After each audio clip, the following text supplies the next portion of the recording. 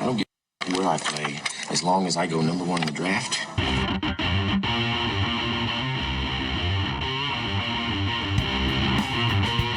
From the Erie Otters, Connor McDavid. From the London Knights, Mitch Marner. From Western Hockey League's Brandon Wheat Kings, Nolan Patrick.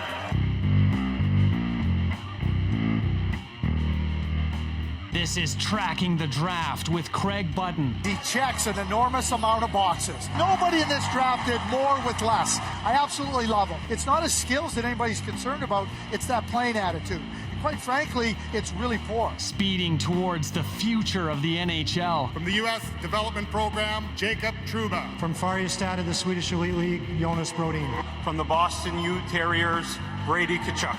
He could play in the NHL next year. He's one of those guys. Here's your host, Dean Millard. Hello there, and welcome to Season 3, Episode 4 of Tracking the Draft with Craig Button. The Director of Scouting for TSN and former GM in the NHL will be along very shortly. My name is Dean Millard, and it is a pleasure to have you on board. This is the show where the stars of tomorrow are discovered and discussed, and we have three top players to chat about on the show today. And top shelf talent, Rutger McGroarty. Watch this player for the first time in the Brick Tournament in Edmonton.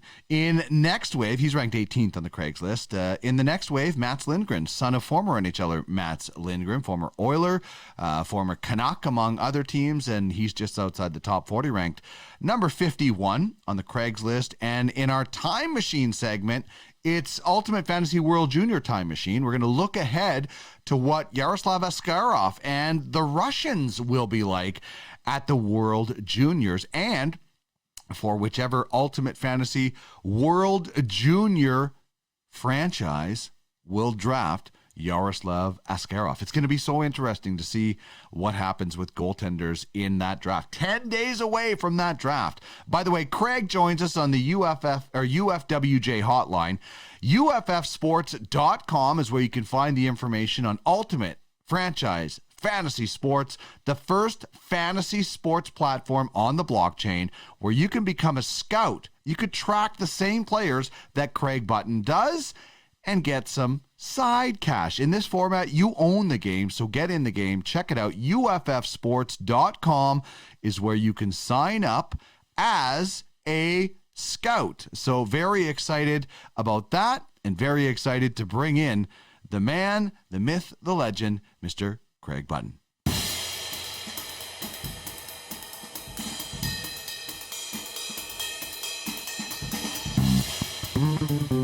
Here he is, the Director of Scouting for TSN, former GM of the Calgary Flames, and a Stanley Cup champion with the Dallas Stars.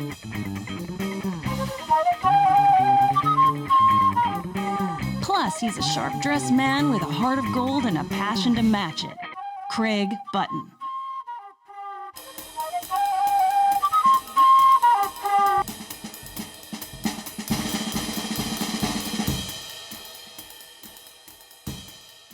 Well, Craig, in just 10 days, yourself, myself, and Ian Constable will be drafting our roster in the Ultimate Fantasy World Juniors for our country, East End. And there's a look at our flag. We've got the double E's for East End.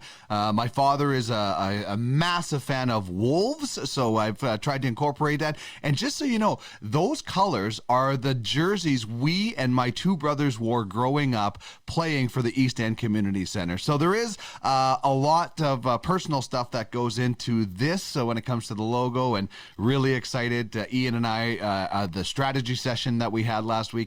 I'm pumped about this Ultimate Fantasy World Juniors. How about you?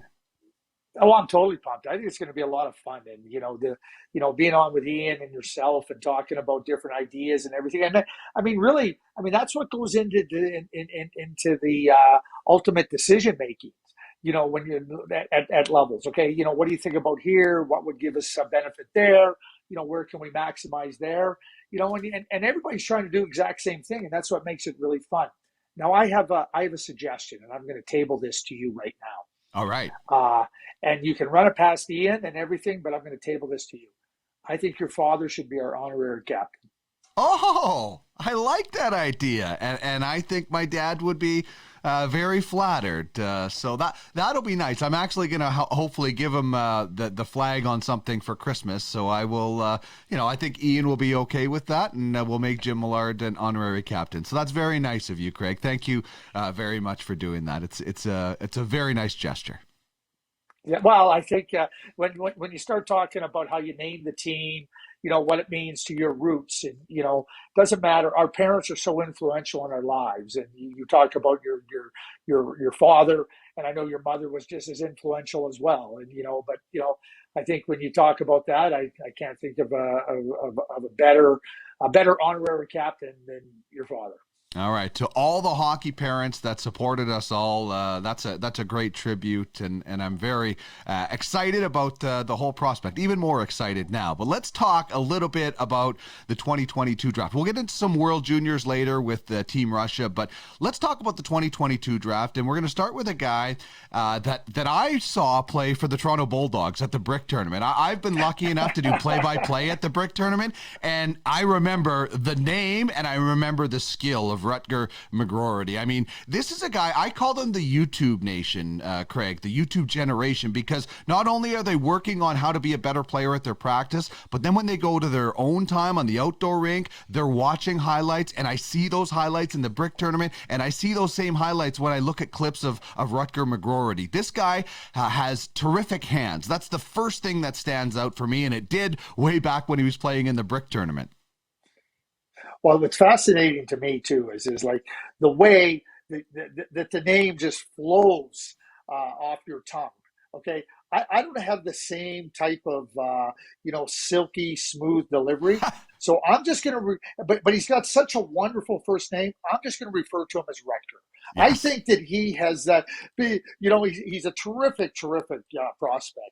But you know what? I think because of that first name, he might ultimately be the guy you just referred to by his first name. But that's how I'm going to proceed here now. And I didn't know he played for the Toronto Bulldogs at the Brick Tournament, but he's got a bulldog approach to the game, as well as having those really good hands and real strong skater. And when I think about young players and I think about players skating, we say, oh, he's a good skater. Well, how do you define good? Like, and what does it mean for him? He's such a sturdy skater. He knows where he wants to get to, and he's hard to knock awry. When I first saw Rutger play, who he reminded me of, skating style, just kind of, he's not the same level, but I want to be careful. But skating style, he reminded me of Austin Matthews. That, like, when Austin said, I'm going here, like, you trying to defend against where his direction was really difficult. I think Rutger has a similar type ability in his skating. It's not just that he's quick and agile and mobile, but that leverage, that sturdiness makes him really, really hard to deter. And when he gets into those body-on-body battles, he's also very capable of leveraging his position against the opponents trying to check him. Then you talk about the hands, and the hands are really good because he can make plays, he can handle the puck in tight areas, and he can shoot the puck.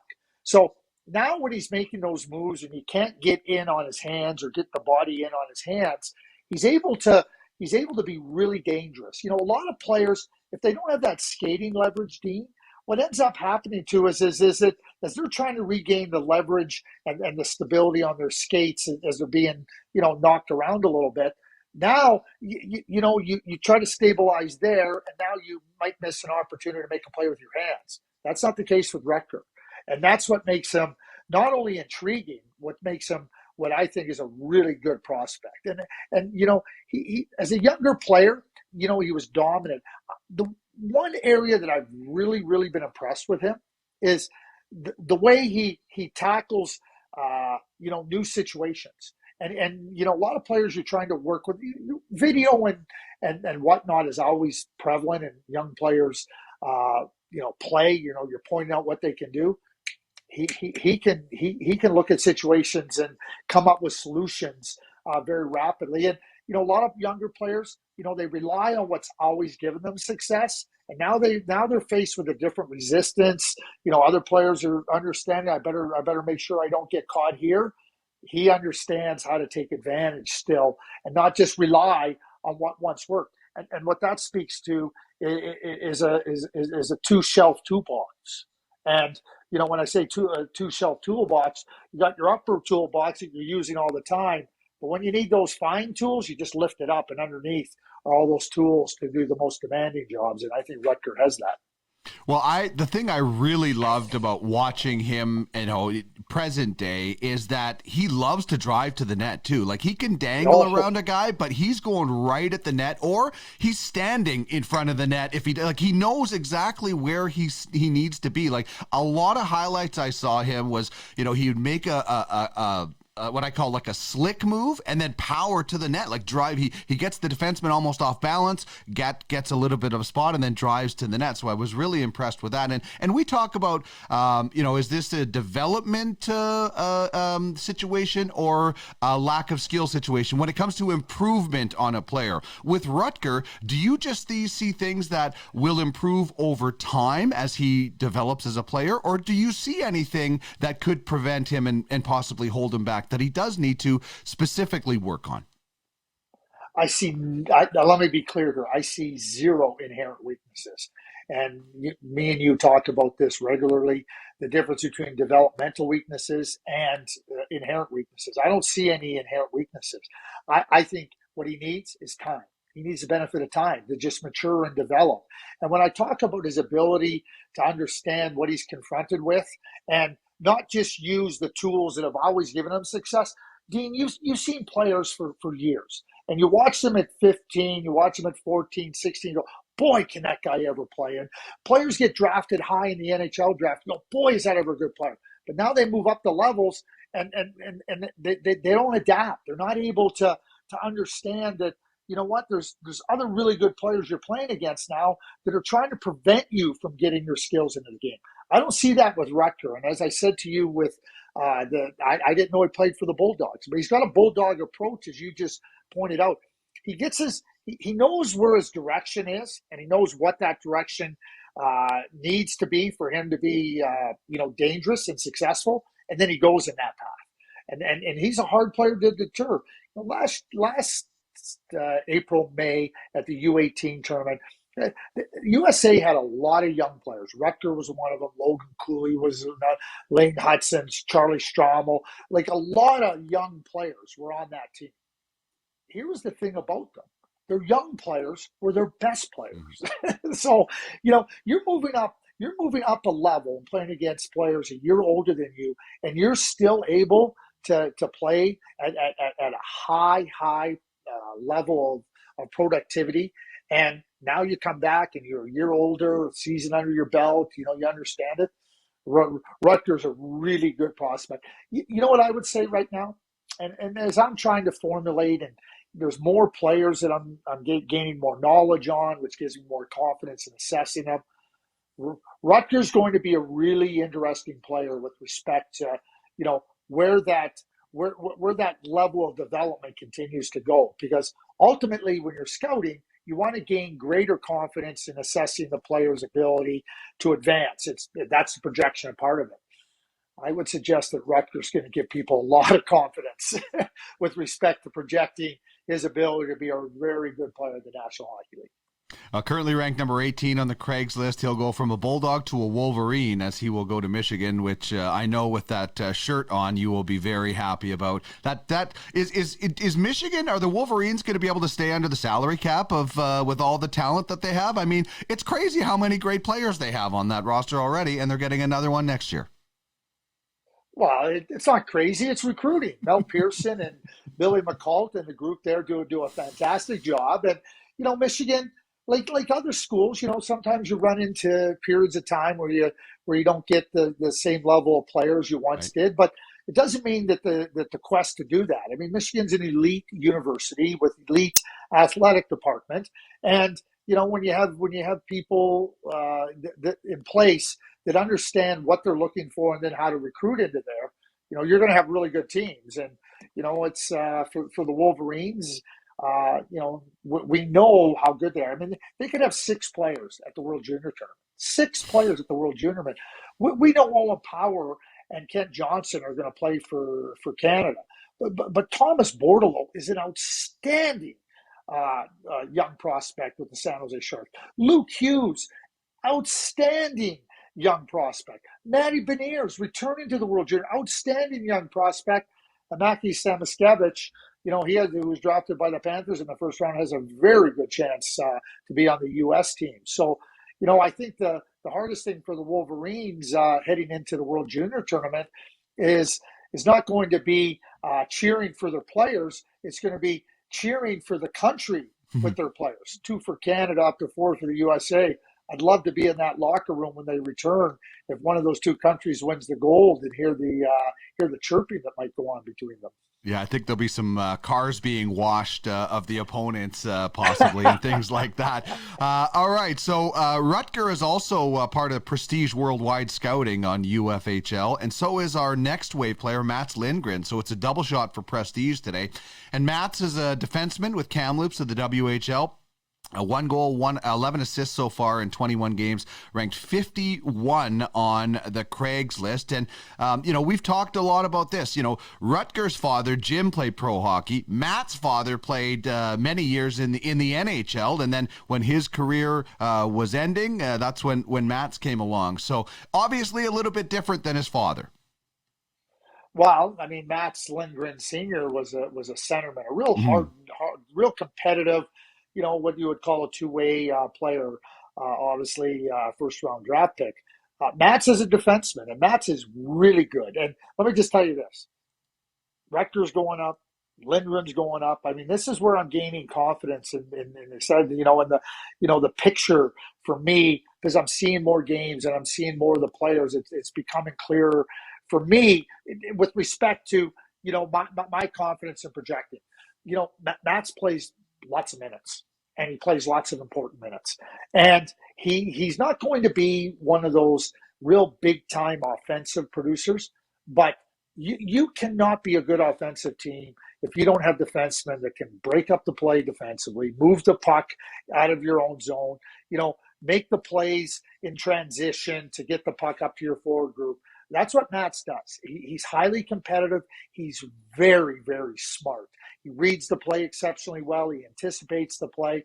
And once he gets himself into the right positions, and he gets himself into the right positions just about all the time, he is a tough defenseman to break down, because he's a very good skater with that balance, that leverage, and the footwork and the mobility. So not only does he get himself into the right spot, but he's hard to twist and turn. Because his mind is working in unison with his feet. So now everything's working, in symmetry. And now, as you're trying to beat him, and you might think you have an edge on him, all of a sudden it's closed off. The comparable I would use for Mats Lindgren is Marc-Edouard Vlasic. That's the type of player I see him as. We see Marc-Edouard Vlasic, who's been a terrific player for the San Jose Sharks for well over 1,000 games. Gold medal with Team Canada at the Olympics. And I think that the style of game that Mats plays resembles in type of play that of Marc-Edouard Vlasic.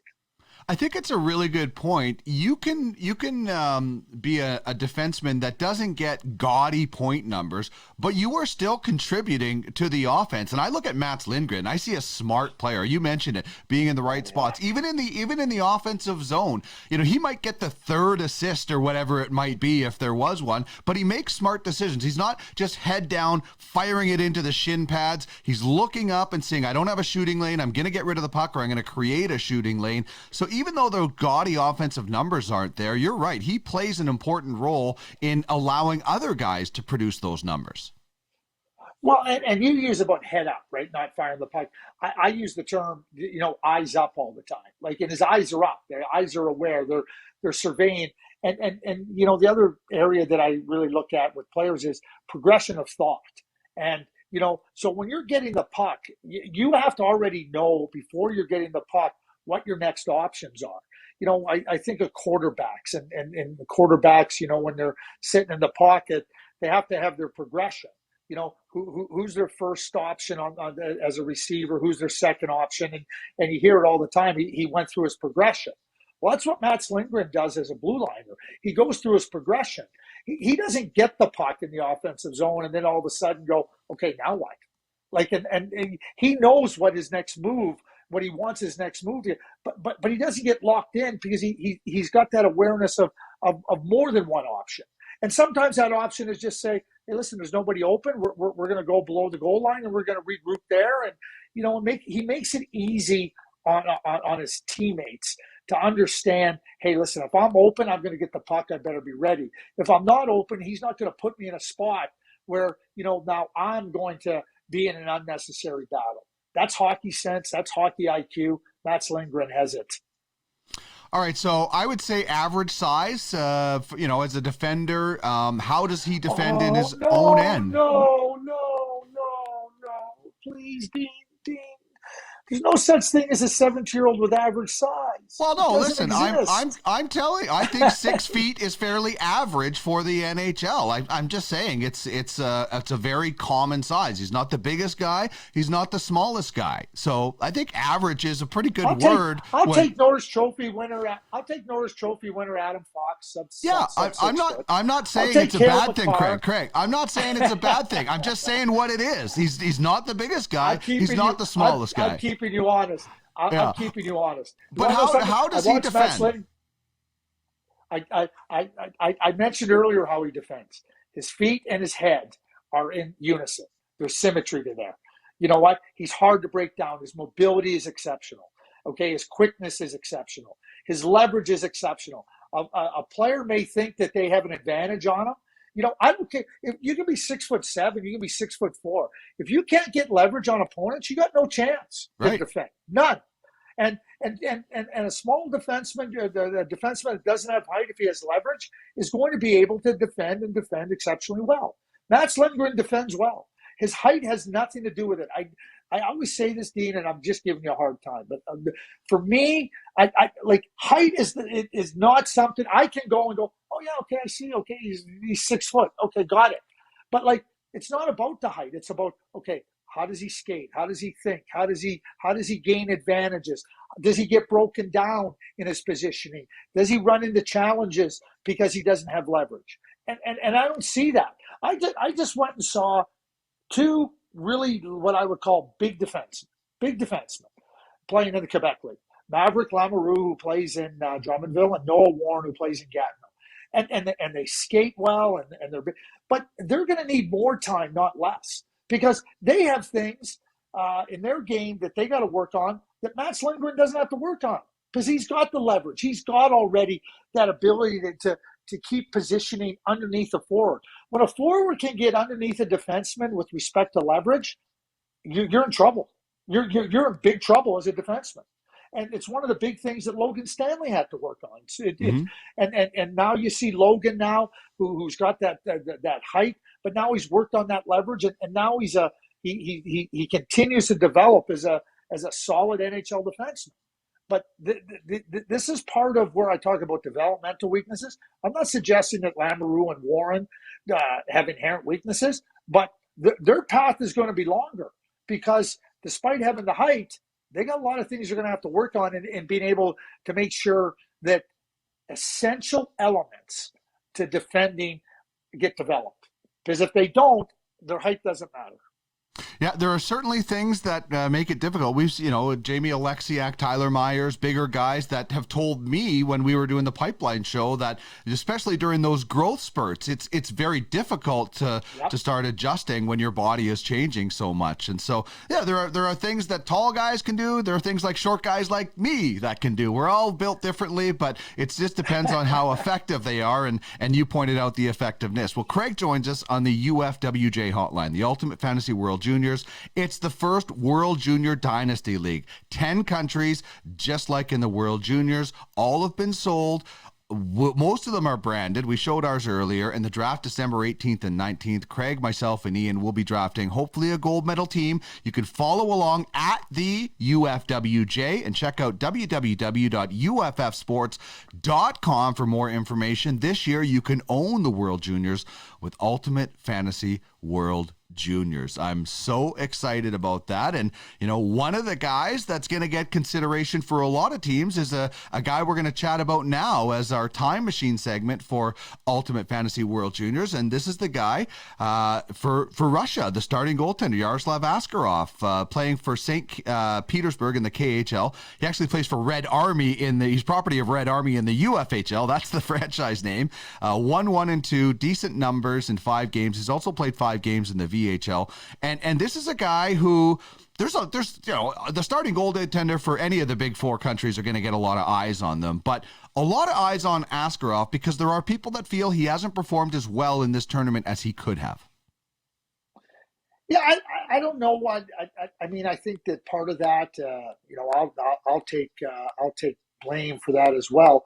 You watch a young goaltender like Askarov, and I've watched him since he was 15 years of age, and I could be guilty of creating maybe some unrealistic expectations. I've watched him since he was very young, and I watched him dominate, at levels above him, and he was instrumental in a lot of successes for Russia at different tournaments, whether it be the World Junior A Challenge, U17, the Hlinka Gretzky. And now you go to the World Junior Tournament, it's a reminder about it's not only a best-on-best tournament, but, when you got the best players, U20, and you're trying to play at that level as a 17-year-old, everything's a little bit faster, everything's a little bit quicker, the shots are a little more accurate, the shots come off the stick a little bit faster. So that adjustment period, for any goaltender sometimes can be a little bit greater than we anticipate. So, as much as I love Yaroslav Askarov and I believe that he's got big time potential, the World Junior Tournament in the 2 previous attorneys have presented some challenges for him. And, the first time in Czech Republic, it looked like the game was a little bit faster and quicker than he was accustomed to. But I thought as the tournament went on, he got better. Last year in Edmonton, I think that, one of the big things that might not get talked enough about is Nikolai Habibulin, the goaltending coach for Russia. His father passed away and he left. And I think when you're working in a short tournament, having your goaltending coach to just remind you, it's not just in game, Dean. It's also, between games. Okay, here's what you can expect. Here's what you have to deal with. Here's what you need to correct. And I think Yaroslav was missing some of that. Now, that doesn't mean that the expectation shouldn't be high. And certainly coming back for his 3rd World Junior Tournament on a 2002 born cohort, and that's what this cohort is for the World Junior. The Russians have owned it. They've owned the 2002 age group. And Yaroslav Askarov has been a huge part of that. So the expectations for Russia and for Askarov are high, as they should be. This is their last chance for gold at the World Junior Tournament. And I think that for Askarov to come in here, playing games in the KHL, playing games in the VHL, having a modicum of success, having an understanding of what the tournament's going to throw at you. We talked about maturity. A couple years from when he started in Czech Republic, can be a lifetime in goaltending years, right? So I think that my expectation is to see Yaroslav come to this tournament and be really, really good. But, you talked about the scrutiny for all the top countries' goaltenders. It's not going to be any different for Canada's goaltender, whoever it may be. It's not going to be any different for USA's goaltender, whoever it may be. It's not going to be any different for Jesper Wallstedt with Sweden, because he's going to be their guy. And for Askarov, he's their guy. And, the expectation for Russia is real simple at this tournament. Compete for the gold medal. And they haven't won a gold medal in a long time. So, they're looking to come in here with a very deep, experienced winning group in this 2002 born cohort that is more than capable. And I think Askarov can come and be a big part of that. So rare for a goalie to play 3 years in a row at this tournament as a starter, especially. You might see a guy as a backup and then become a starter, but for him, it will be interesting. Your old friend Sergei Zubov, who helped you guys in Dallas so well, will be the head coach. What is Sergei's team looking like? You've talked about how this group has really grown together. What should fans be, is this a typical Russian skilled team? Is it a different built Russian team? What do you expect from this Russian team coached by Zubov? Well, here's what I would say about Sergei. Sergei Zubov did more than just help the teams in Dallas.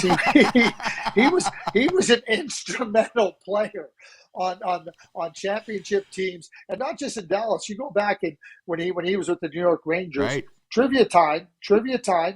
Named the only two NHL defensemen and that on Stanley Cup winning teams led their team in regular season scoring. There's only been two defensemen in the history of the NHL whose Stanley Cup winning team, they led their team in scoring. Well, one of them's got to be Bobby Orr. And the other one, Sergei Zubov, yeah, in 1994. I'm guessing Zubov was the right answer to about the other one. yeah. So, but we Adam Fox won the Norris Trophy in his second year in the NHL. Only Bobby Orr has done that. So, you start putting yourself in rarefied air with Bobby Orr, it tells you how good you are. Anyway, I could talk about Sergei Zubov forever, and he was a brilliant player. I think he's a good coach. The challenge for Sergei is coming into a tournament where he might not have as good a beat and as good a feeling for the players, and in a competitive pool. Russia's going to be in the pool with the USA, Sweden, and Slovakia. And Switzerland's no easy game. So that's a tough pool in Red Deer. So, I would say that Sergei's going to have to use the pre-tourney games, the training camp, to really get comfortable with the play. But Sergei's astute, and I think he's a really good coach. And I think that, he's got Vladimir Filatov, who's worked with the young players. I think that he can be such a valuable person for Sergei in helping him understand how players can handle different things. They had 4 2002 born defensemen on their World Junior team last year. They had Shakir Mukhamadullin, they had Yan Kuznetsov, they had Daniel Chaika, and they had Kirill Kirsanov. I expect all 4 of them to be back, and that experience last year is I think will be tremendous. They got some younger defensemen that are really good, that are really smart and competitive. The Russians aren't just a skilled team. They're heavy, they're hard, they defend, and they can score. They're going to bring some really good scoring players to this tournament, and they're going to bring some really good, strong two-way players that are going to be able to grind it out and everything. And so, if I was looking at this team at the outset, I would put them in the favorite seat. That's what I would do. Am I going to clearly put them in the favorite seat? No, I'm not. But because the tournament is so close and the teams are so good, but this is a really good team, and this is a team more than capable of winning a gold medal at the World Junior Tournament. Well, I don't think I would ever go into a World Junior tournament without putting Russia in the top 4. I mean, you go into every tournament in the World Juniors, Craig. I think you're looking at Canada, US, Sweden, Russia as your pre-tournament favorites. And then, depending on the year, you can slide some of those guys out. But Canada, Russia, US are usually in the top 4. Sweden is usually there. And then it's a fight from there. But as we know, upsets can happen in this tournament. A great team can come in on paper and fall flat on their face. We've seen it before. We've seen coaches get let go in the tournament. Like, this tournament has almost everything, and you can almost expect the unexpected.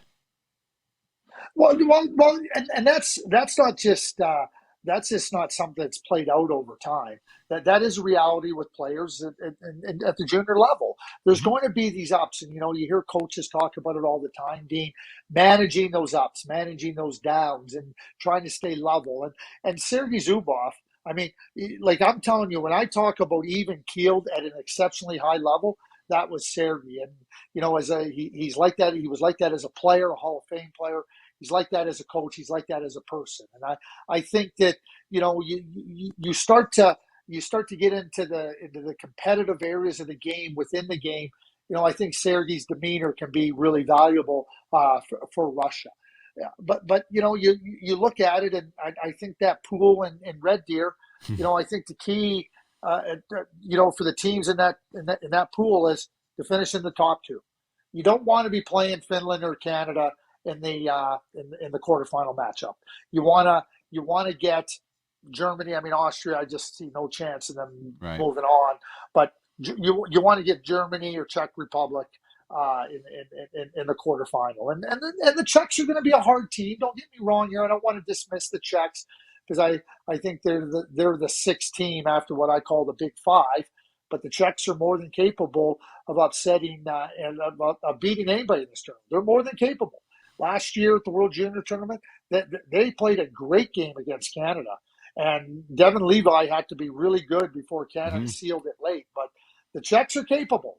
So, ideally you'd like to finish first in that pool, but you don't want to finish third or fourth because a quarterfinal matchup against Canada and Finland, it's not that it's impossible because it isn't. They can beat those teams. But now you got 3 really challenging games to try to win the gold medal. Indeed. It's going to be so much fun, and the Camp for Canada starts tomorrow. We look forward to your reports on TSN from the selection camp, and then, that pool in Red Deer is going to be so awesome to watch. I can't wait for Russia, USA on New Year's Eve. Craig, thanks as always for joining me. Loved the conversation today, and we'll talk soon. Yeah, go blue. This is a serious message. Craig Button joins us on the Ultimate Franchise Fantasy Sports Hotline. Become a scout and make money while providing prospects to the Ultimate Franchise Hockey League. What you talking about, mister? Pay that man his money. I'm your huckleberry. Check out the details at www.uffsports.com. It's serious. I like it a lot. I said we got a winner. UFFS. You own the game. Another great conversation with my good friend Craig Button, who everybody knows is a big Michigan fan. He didn't even need to wear that shirt, and I knew he would be excited about Rutger and the Wolverines. In the next little while, we'll be doing Craig's Council. We'll probably do it halfway through the year, and then we'll do it at the end of the season. But it's scouting tips and story time with Craig Button. So if you have a player you want to ask about, if you have a draft pick, if you have a scenario, if you have a scouting tip that you want to get, this is your chance. Email trackingthedraft@gmail.com, and we will add it to the list. This show proudly broadcast on Ultimate Fantasy Sports Network. More great programming coming to UFSN. If you would like to get your show on, whether it's a daily, monthly, or weekly show, if it's about fantasy sports, we would love to hear from you. Send an email, UFSN@UFFsports.com. That's UFSN@UFFsports.com. Big thanks to Craig for joining us with his passion and his knowledge. We're certainly going to be excited about the UFWJ, myself, Ian, and Craig, drafting hopefully a gold medal team. And hopefully, if you're in a draft or in a hockey league that has a prospect system, this segment has helped you maybe eye some guys for the 2022 draft. Or if you go in some sort of World Junior pool, certainly won't be as good as the Ultimate Fantasy World Juniors. 10 days away, we draft for that. Canada's camp opens tomorrow. Best time of the year by far, the World Juniors. Thank you so much for joining us on the show. This has been Tracking the Draft with Craig Button. My name is Dean Millard. The stars of tomorrow are discovered and discussed here. Have a great week.